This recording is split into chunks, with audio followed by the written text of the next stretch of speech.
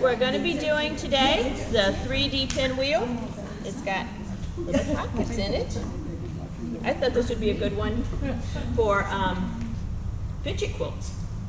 And for maybe a row on a baby quilt. It would give them something to play with, tummy time. Might be an interesting one for doing this one. It would. So I had gotten the directions. This came from Patchwork Posse, because they had the nicest pictures. Missouri Star also did the directions on this, but you have to go buy their book, that magazine thing that looks like a book. Yeah. Yeah. And that's the problem with that one. So this one just had the nicest pictures, so that's why you got that. You need two kinds of fabric, or two colors fabric, your background, and what's going to be your pinwheel fabric. And then you cut 4 backgrounds. You cut 4 pinwheels, and they're all the same size. So for the 12-inch, we're going 6.5. If you're going to do the 6-inch block, like up here, the little bitty ones, you do a 3.5-inch. And so if you want to make it whatever size you want, it's so easy to reduce, enlarge. I wouldn't enlarge it, it would get really sloppy. But to reduce it, maybe you want a 9-inch or a 10-inch block, it's an easy one to do. Take your pinwheel block, fold it in half, and then go straight down and press. You don't want to wiggle anything because this is bias, and it does still have give even though it's a fold. You still got give. So you'll end up with 4 of these. Look at her mouth down there too. She's gonna smack me with this. I can just see it. So after you're done with that, you take your background and you lay this on. So it's half and half. And then you take one corner, and always take the same corner. Always lay it the same direction. One corner and go straight down this way. So you now have sort of a triangle or a rectangle with a little angle cut off of it. And you just make sure all of them are going the same way. If you have one going the wrong way, when you go to assemble it, suddenly it went funky on you. But with only 4 blocks, it's easy to do it that way. And then what I do is, especially on this one because it's so big, last time.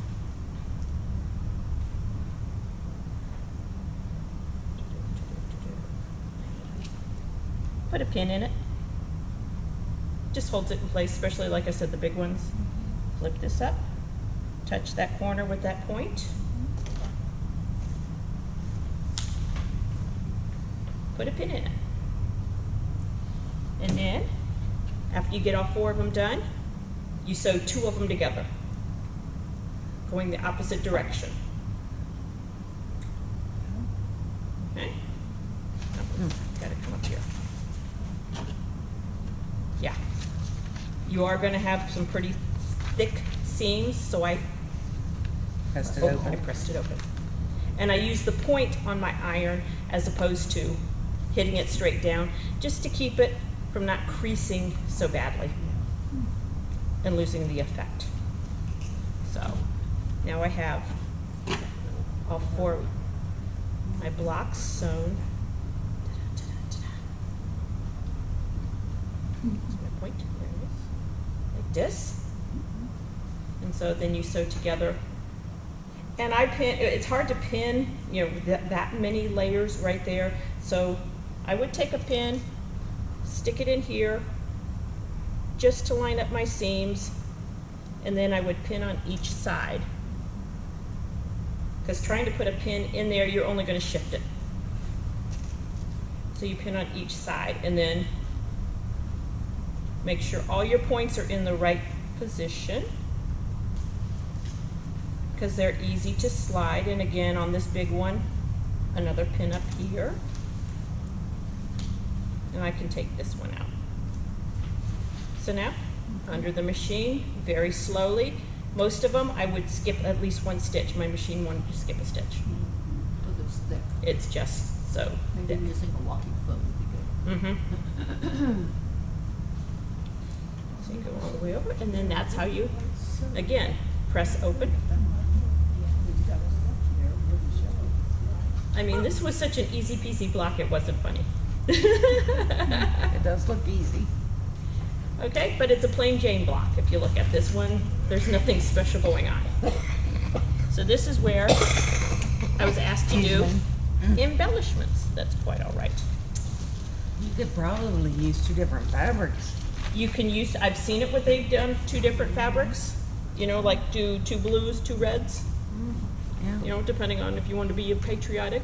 I've actually seen it where they took and they sewed 2 half square triangles together, but by that time your seam would be so thick Yeah. with all that extra. But I saw, and it was a really cute block. It really was. So what we're gonna do is, I mean, a button. I mean, because most pinwheels, you see, there's always that little button holding it all together. Now this is a shank button, and this shank button though, it flops. It would drive me nuts. So, stick it in a yo-yo. And that yo-yo gives it support. So now you have Yeah. a decoration there. Mm. There's also stacks and buttons. That button.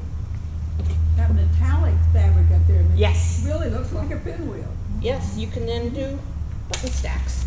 Just leaves that thing hanging Yeah, down. I was prepared to do this flat on the table, if you must know, with the camera going down. That's why I don't have this quite. So you can do button stacks,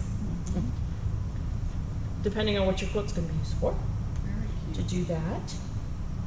And then for others, yeah, check your fabrics. I've just picked this up at Joann's.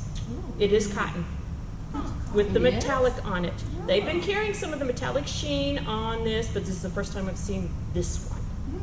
Can you pass it around so we Yeah. can feel it? And here is some cottons where they put, you know, some glitter. It would add a little sparkle. You know, all of this is extra little that's one way of embellishing it. Any project. But yeah, that one I love. So let me just recap. When you laid the original one down, you Yeah. did them all the same. All the same. And then when you put it together, you just turn them a quarter. Yes, then you turn a Gotcha. quarter. So here's this one. Wait, I I put my mean, white right ones. there they are under your buttons. Oh, under my buttons. So I All going did. the same way. They're all the same way. Gotcha.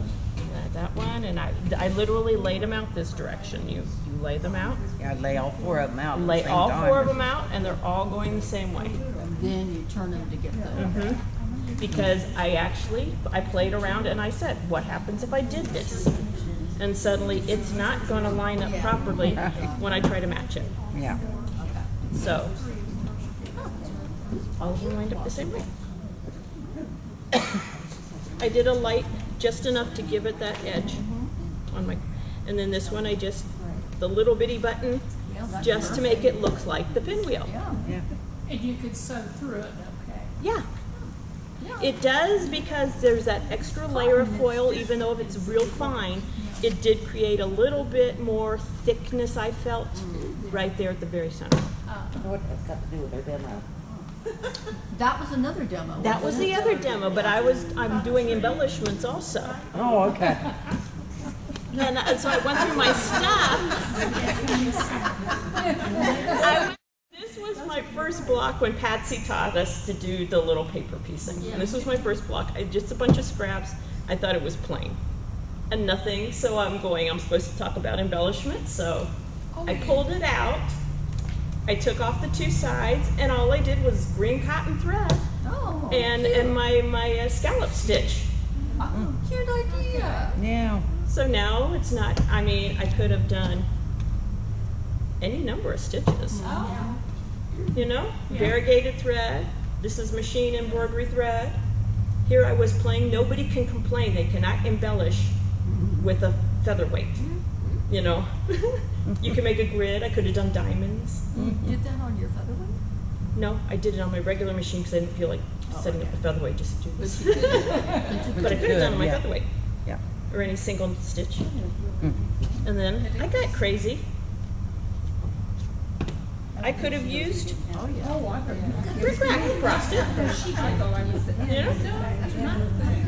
And then it takes a moment of playing with your machine to get the machine to zigzag in the little valleys, you know? Here's a bigger rickrack. Like I said, I had fun playing with this one. And if anybody needs anything to embellish, just let me know and I'll bring the fidget box back. Right. So there is, you know, that would have looked awfully cute on this rather plain Jane block. Yep. Yeah. Mm. So I did not think I could do too much with the machine on this. Maybe this one, the bigger one, I could have maybe come across